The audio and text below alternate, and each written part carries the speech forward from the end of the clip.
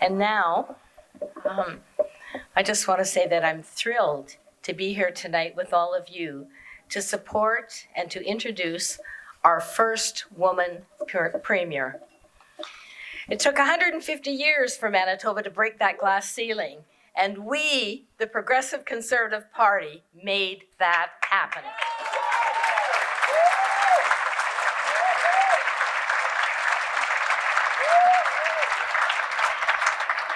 I've known Heather Stefanson for over 2 decades, including her time as a young Conservative volunteer. After she was elected to the Manitoba legislature in the year 2000, she became my colleague and my friend. She is a political natural who cares about Manitobans and is committed to everything our Progressive Conservative Party stands for. Heather has dedicated her life to our party, and she ran to preserve our legacy.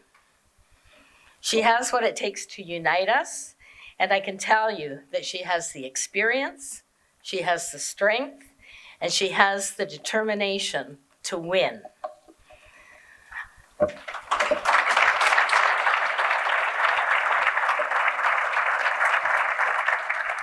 And I remember clearly the day as one of my colleagues, Heather Stefanson, walked into our caucus room very excited and announced that she and Jason were expecting their first child. She was the first woman in our caucus to bring a child into the world, serving in the legislature. Her children, both Victoria and Tommy, are a true testament to her ability to balance a busy career with family life. And it's incredible to be here tonight as one member of 3 generations of Conservative women. Me, I'm a grandmother. Our Premier Heather is a mother, and her daughter Victoria is here. After over 30 years as an MLA and many more years as a Progressive Conservative volunteer, it's moments like this that make it all worthwhile. I want you to join me tonight in giving a warm, warm welcome to the stage to our Premier, Heather Stefanson, and to her daughter, Victoria, who will be the next generation of Progressive Conservative leadership. Thank you.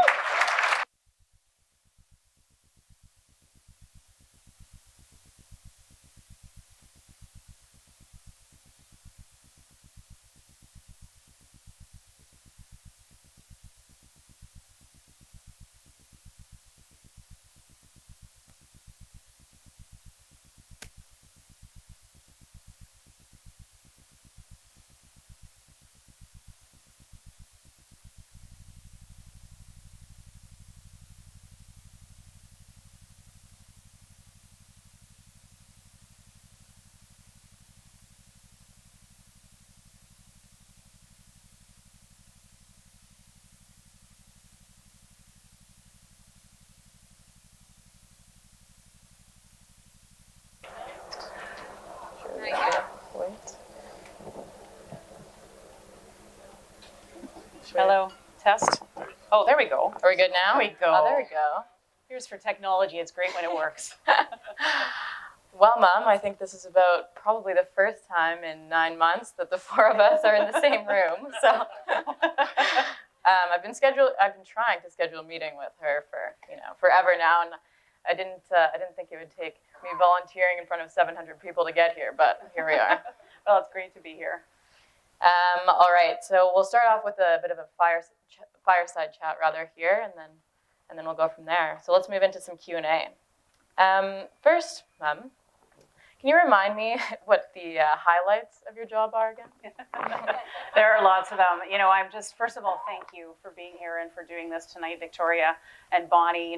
You're just amazing. Bonnie's a great mentor to me and has been my entire political career. So it's just such an honor to be here with both of you tonight and to be a part of this. Let's give them a round of applause.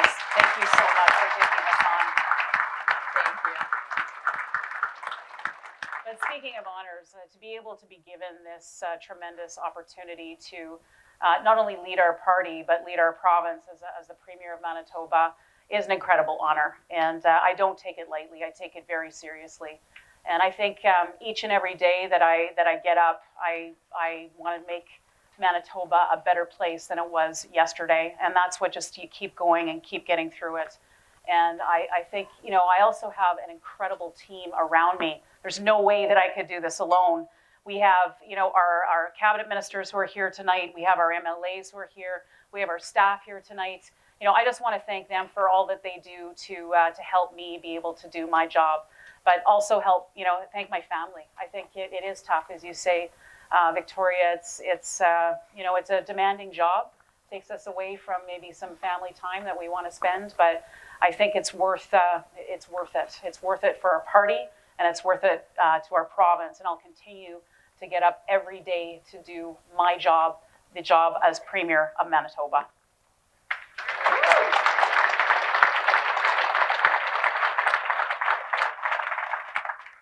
We'll move right into our second question. Why did you want to become Premier and leader of this party?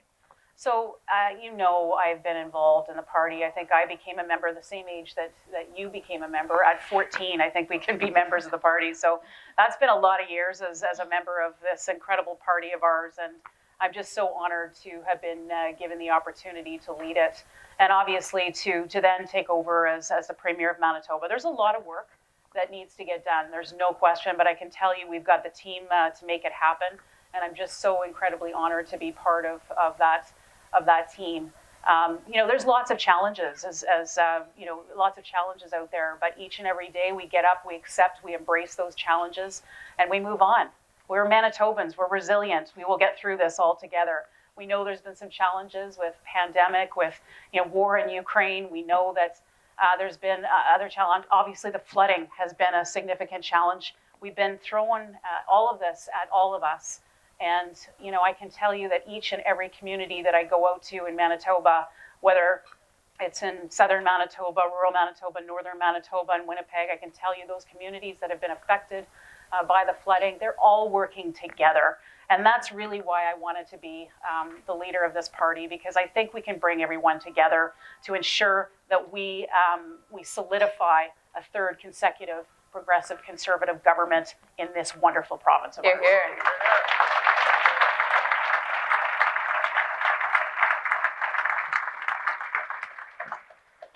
So I know your mom, and no need to me, was a big force in your life. So what did she teach you that has contributed to your strength in this role? There's a number of people here tonight who did know my mom and dad. They went way back in the party as well, and they brought me along in this party. And certainly my mother was a very strong and dynamic force within our family. And I learned, I was taught by her, I think, the importance of giving back to community and the importance of bringing people together from different communities. My mom was a citizenship court judge back in the day, and I had the opportunity to go to her courts where she's swearing in these new Canadian citizens.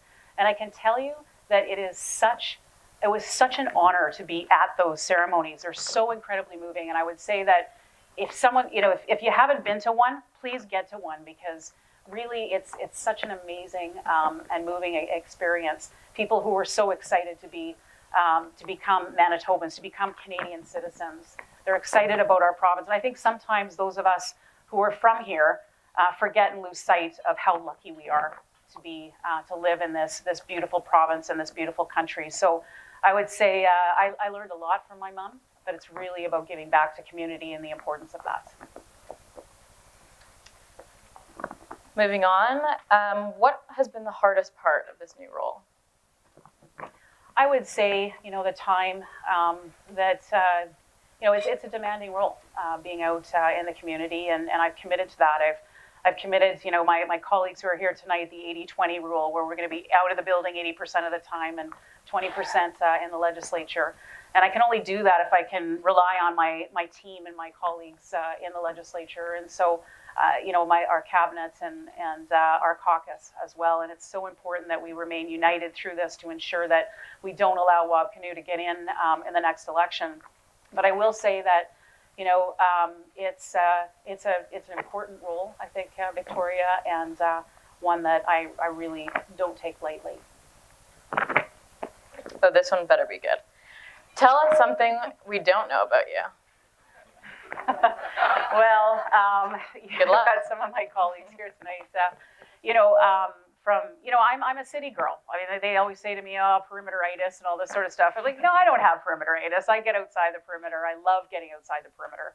I love this beautiful province of ours. I love every inch of it, and I love to visit those communities all across this great province of ours. And that's what I love about this role. And I take it very seriously. But I think a couple of things that people won't know about me. I actually like country music. I know I'm a city girl, but I like country music. I like to listen to it. Yeah, woo, yeah. Some country music fans. I've even managed to I guess, convert some of my family members. So Victoria likes it. Guilty. We're still not sure about Tommy. He's not quite there yet, but even Jason likes it too. So it's fun. But I think also another thing that probably people don't know is I love to fish. And so I know we've had a few opportunities to get out for, as a family and do that together. And those are the moments that I really cherish. We're out with nature, with just having fun as a family, and I think that has been something that I've just really, really enjoyed. Very nice. And moving to our last question. Fast forward 5 or 10 years, what vision do you have for our province? And why should people my age build a future here? Yeah. We have the best province in the country, and we know it can be the best across this country. And I think, I was at a PDAC conference, so that's the Prospectors Developers Association of Canada conference, mining conference in Toronto just this week, where we were able to announce some really, really exciting things and partnerships with Indigenous and communities and in partnership with our First Nation communities when it comes to that, and making sure that we're breaking down the barriers to ensure, Manitoba used to be #1 in mining. Remember that under Gary Filmon, when Gary Filmon was the premier of our province. We were #1 and we slid down to being number 32. That's not acceptable to me. It's not acceptable to our colleagues. We need to start moving back, breaking down the barriers so we can have the best province and be back at #1 again. Hear, hear.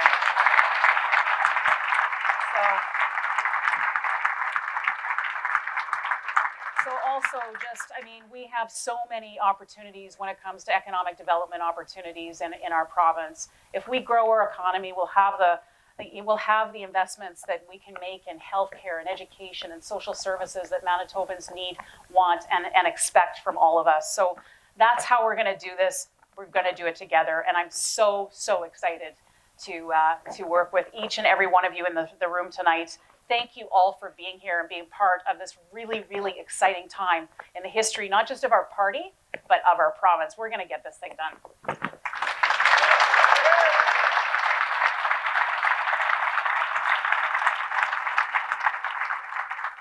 Well, thank you, Premier. That will always be weird for me. And that's a wrap for our fireside chat. But before I call my mom up to the podium, just on a more personal note, I would like to take this opportunity to say a few words about her and about our experience as a family over the past, 20 years, and more importantly, the past 7 months now. As Bonnie alluded to earlier, I was born right into the Manitoba legislature. I grew up in a playpen in room 123, which was then her office, not anymore. I attended every meeting and event, and no, not because I had a choice. In fact, at the PDAC conference earlier this week with my mom, someone came up to us, and specifically me, and said, the classic, Victoria, I haven't seen you since you're about this big. And she said, I remember I was at an event, and sorry, I remember your mom tossing you to me and saying, can you please just watch her for a few minutes? I'll be right back, I promise. And her running up and giving a speech. Yeah, exactly. And of course, you turned to me and said, well, at least you turned out okay. So. And she did. But it was at these events where I began to meet many of you here today, and I'm extremely lucky for that. Tommy and I have grown up with 2 incredible role models, Mom, and yes, Dad too. They taught us the importance of always supporting family and close friends, which has been so critical over this past year.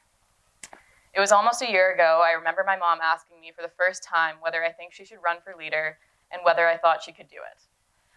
I don't even think she finished her sentence before I sprang up and said, yes, yes, yes. I told her she was more than qualified, more than capable, and quite frankly, it was about time.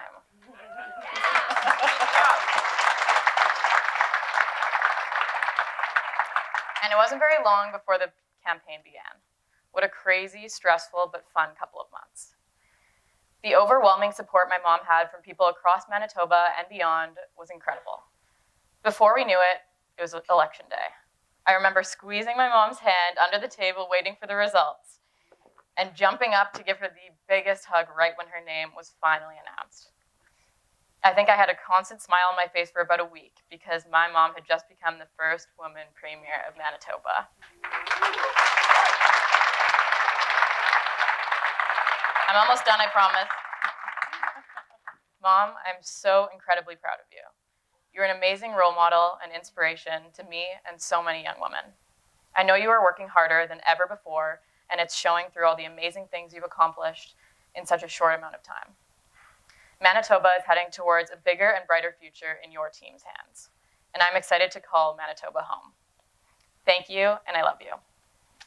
And now would everyone please join me in welcoming our Premier to the podium.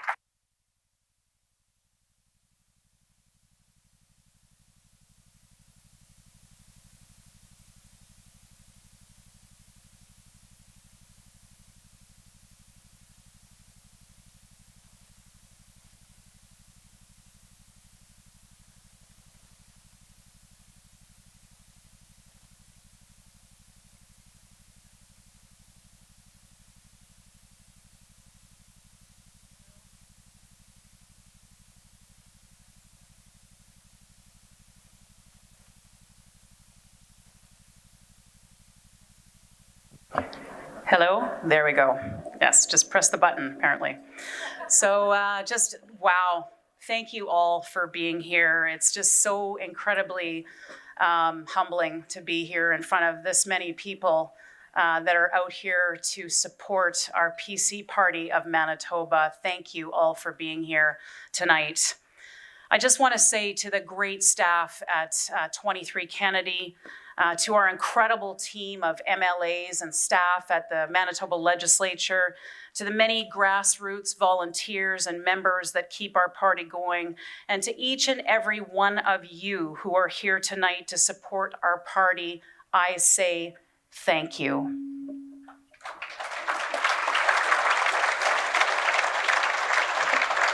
I once again just want to thank Victoria and Bonnie for agreeing to MC this event for us tonight.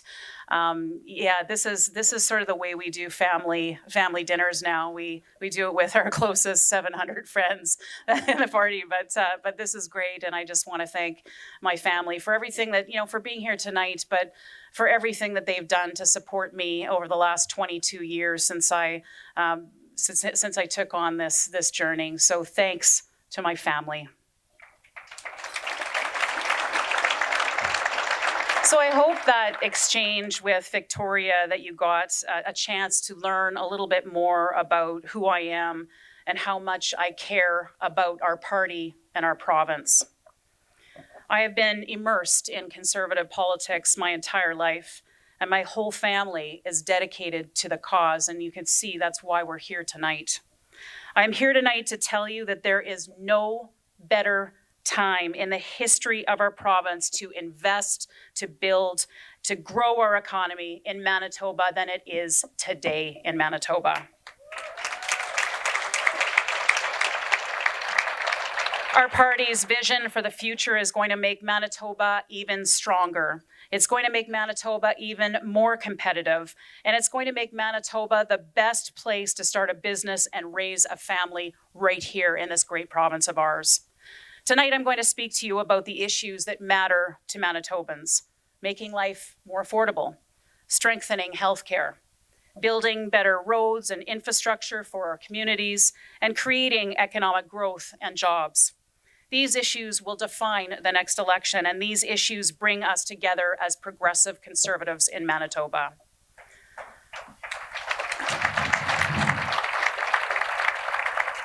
Just 6 years ago, under the NDP, Manitoba was the highest taxed jurisdiction in the country. The NDP raised the PST after promising not to, and they used income tax bracket creep to take more of your money out of your pockets. Together, we have changed that over the last 6 years. We have reduced the PST back to 7%, saving a family of four $500 a year. That's significant given the inflationary pressures that we're under these days. And we have indexed income tax brackets to the rate of inflation, moving thousands of Manitobans off the provincial tax rolls. But we know there is more work that needs to be done, as inflation, higher interest rates, and rising gas prices have affected affordability. Our team has continued to provide Manitobans with the tax relief they want and they deserve. This year, we increased the education property tax rebates, saving the average homeowner nearly $600 this year alone, with more to come. Just as we promised, we are on the path to eliminating this regressive tax on residential and farm properties for good.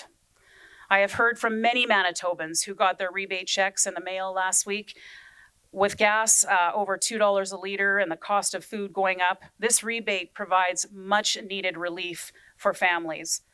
And it is part of our broader affordability agenda, which includes affordable hydro rates and providing MPI rebate checks to Manitoba drivers. Thanks to the cumulative impact of our progressive conservative tax changes, the average Manitoban has $2,400 more in their pockets this year than they ever did under the previous NDP government.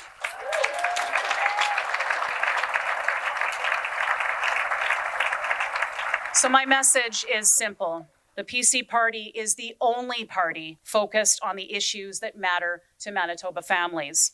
We are the only party with a plan to make life more affordable for Manitobans. And we are the only party that is providing hope and opportunity for the future of young people like Victoria and her friends to ensure that they have a place to live, work, and raise their families for future generations right here in this wonderful province of ours. So we know that healthcare is top of mind for all Manitobans, and we are committed to building a better system for the future. The pandemic has taken a toll on the healthcare system, causing surgical and diagnostic backlogs and highlighting the need for better seniors care. We know that the NDP don't have a plan, but we have a plan to build a better healthcare system so Manitobans can stop waiting and start living.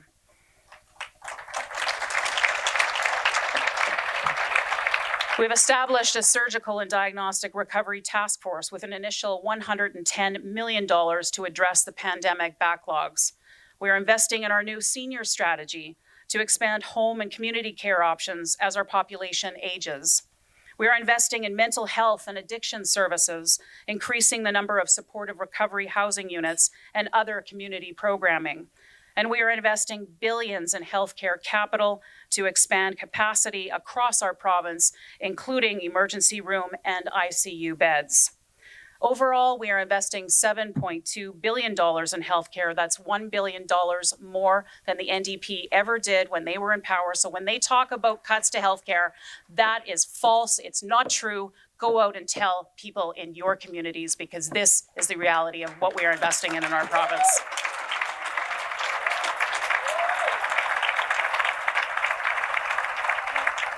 For 17 years, the NDP took an ideological approach to healthcare. They did everything possible to shut down innovation in our publicly funded system. They set us back, and we are building for the future. Our government will look at innovative ways to increase capacity in our system with partnerships in the private and not-for-profit sectors. We will do everything necessary to get Manitobans the care they need when they need it. We will make sure that Manitobans can stop waiting and start living today, because that's what they need, that's what they want, and that's what they deserve.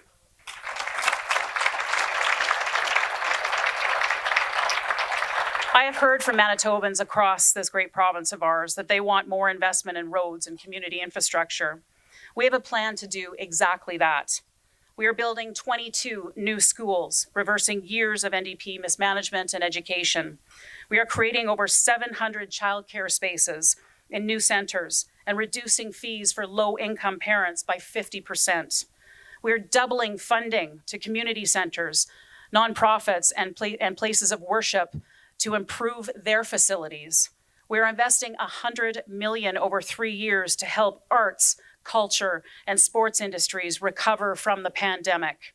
And we are investing in our highways, committing over $1.5 billion over the next 3 years, including major enhancements to the Perimeter Highway. The investments we are making in our communities will make Manitoba stronger.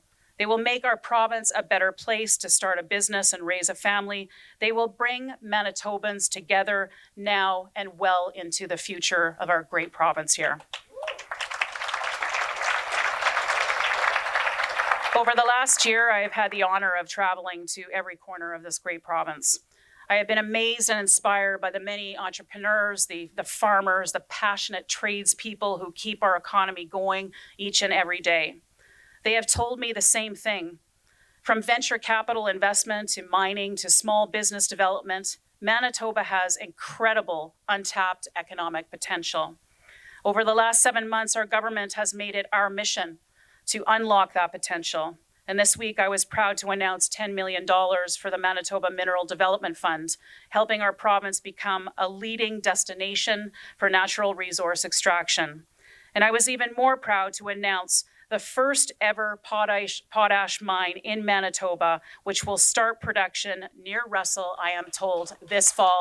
That's been 59 years in the making, and it's happening right now.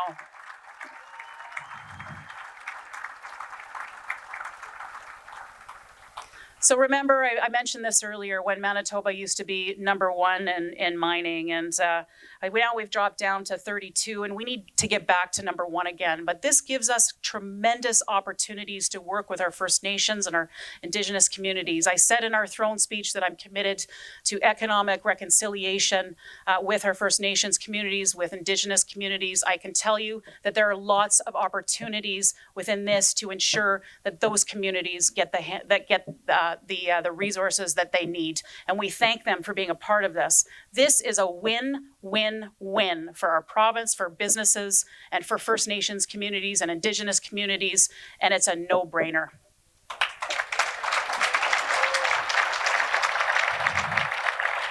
After nearly 2 decades of economic stagnation under the NDP, we're building our economy and we are creating jobs for Manitobans. We have established the Economic Development Board that I chair to coordinate initiatives across government. And we have invested $50 million to establish a new venture capital fund to help businesses grow their operations right here in Manitoba.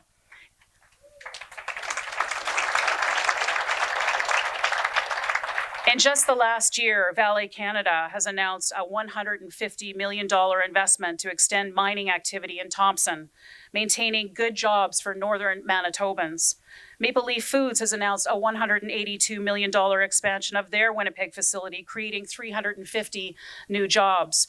And video game developer Ubisoft has announced it will triple the size of its Winnipeg studio, creating 200 new jobs in this great province of ours.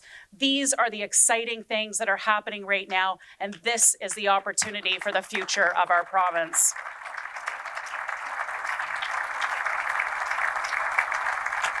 The future is bright for businesses and job growth in our province, but we recognize that many employers are still dealing with labor shortages.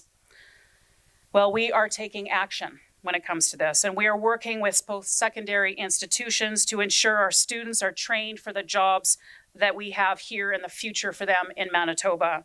These investments create opportunities for thousands of hardworking Manitobans, opportunities to buy a home, to raise a family, and to build a life right here in this great province of ours. Our progressive Conservative team will never give up on our mission. We will continue to work every day to unleash the economic potential right here in this great province of ours, of Manitoba.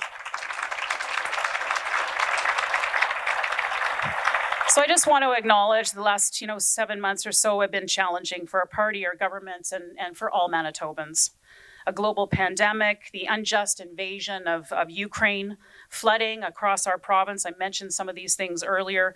But while each of these unprecedented challenges have hurt the lives and livelihoods of Manitobans, they have also brought us together like never before.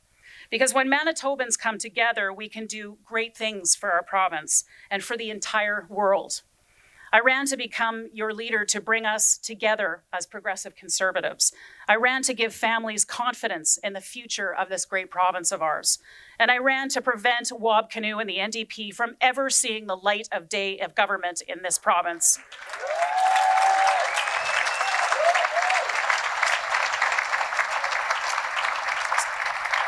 So tonight, I look out in this audience and I see Manitobans from all backgrounds and from every corner of our province. Whether your family just arrived in Manitoba or has been here for generations, and regardless of where you live in the province, we are all here tonight for the same reason. We are here because we are proud to be progressive Conservatives. Over the next year, we are going to need everyone in this room and all our members across the province to come together like never before to grow our big blue tent. It is by coming together that we can create a better future for our children and for our grandchildren. And it is by standing united that we beat Wab Kinew and the NDP in the next election. So let's stay focused, let's get to work, and let's ensure that we deliver a third consecutive majority government next year. Thank you very much.